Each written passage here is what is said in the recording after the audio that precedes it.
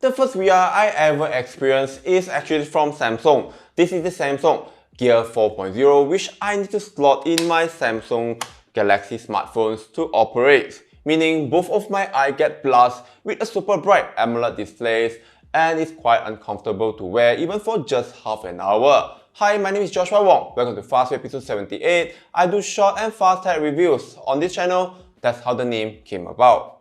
I shall put this aside and check out the new Pico 4. Pico was the third largest VR headset manufacturer globally, owned by ByteDance, the parent company of TikTok. So it's not a small company that's popped out of nowhere. This true wireless VR headset is powered by a Qualcomm XR2 processor, coupled with 8GB of memories and up to 256GB internal storage. It has dual-band Wi-Fi 6, Bluetooth 5.1, and features 6 ToF positioning systems with multiple cameras and sensor. Using the more advanced and compact pancake lens made this VR headset less bulky and lightweight. The weight is well distributed to the front and rear, plus the cushion supports make it comfortable and easy to wear.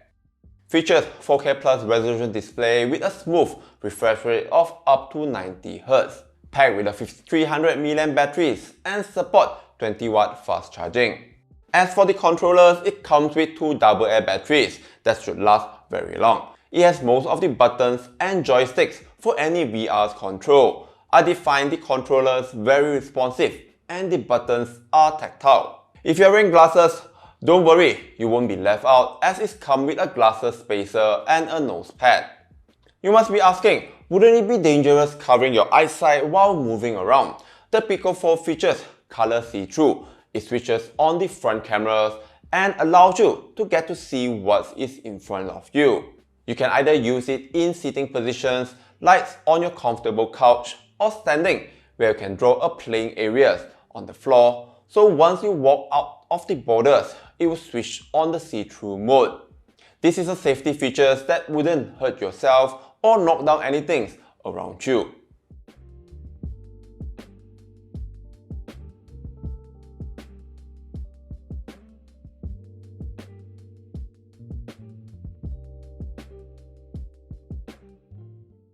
With the Pico 4, of course, you can use it for gaming, for example, sports and fitness. I quite enjoy playing the all-in-one sports VR, which I can choose 11 different sports like basketball, bowling, baseball, and many more. You can always have multiplayer with other VR users. If you only have one Pico 4, you can cast what's showing in the VR headset to a smartphone and even to a smart TV, so you can compete with your friends or family.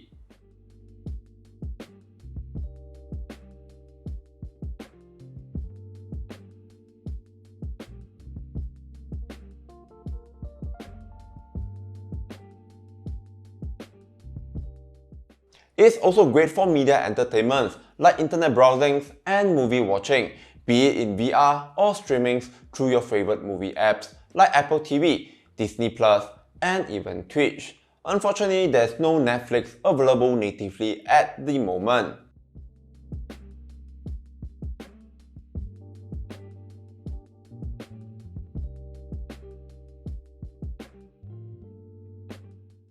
Equipped with the spatial stereo speakers, or you can pair it with any Bluetooth earbuds. Frankly, I've never been so excited about VR until I tried one myself. To be honest, the price for VR headset now are quite affordable and it's made accessible to consumers. This will actually encourage more developers to develop more applications and games when the communities grow bigger.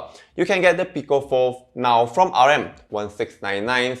If you are interested in getting one, the where to buy link will be in the description box. That's all from me on the Pico 4 VR headset. If any questions, do leave them in the comment box below. I'll be sure to answer them.